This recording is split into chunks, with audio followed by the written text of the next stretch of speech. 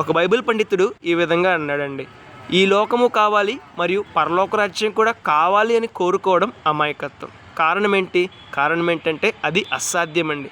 ఎందుకంటే ఈ లోకమును ప్రేమించేవారు పరలోక రాజ్యంలో జీవించలేరు, పరలోక రాజ్యమును ప్రేమించేవారు నరకంలో జీవించలేరు. కాబట్టి దేవుడు అవకాశం ఇచ్చినప్పుడే మన జీవితాన్ని సరిచేసుకుందాం, దేవుడు అవకాశం ఇచ్చినప్పుడే మన జీవితాన్ని బాగు చేసుకుందాం. చాలామంది వ్యక్తులు ఈ లోకమును ప్రేమిస్తూ ఉంటారు. లోకమును ప్రేమించడం అంటే దేవుడు అసహించుకునే కార్యాలను చేయడం, దేవుడు అసహించుకునే జీవితాన్ని జీవించడం, దేవుని యొక్క మాటలకు వ్యతిరేకంగా జీవించడం.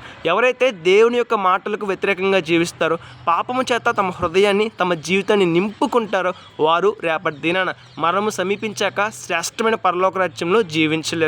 ఎందుకు జీవించలేరు? ఎందుకంటే పరలోక రాజ్యంలో పరిశుద్ధులు ఉంటారు, పరలోక రాజ్యంలో నీతిమంతులు ఉంటారు, పరలోక రాజ్యంలో యథార్థవంతులు ఉంటారు, పరలోక రాజ్యంలో పాపులకు చోటు లేదండి. కాబట్టి ఇప్పుడే మన జీవితం సరి చేసుకుందాం, బాగు చేసుకుందాం, పరిశుద్ధంగా జీవిద్దాం, రేపటి దినాన శ్రేష్టమైన పరలోక రాజ్యాన్ని పొందుకుందాం. May God bless you.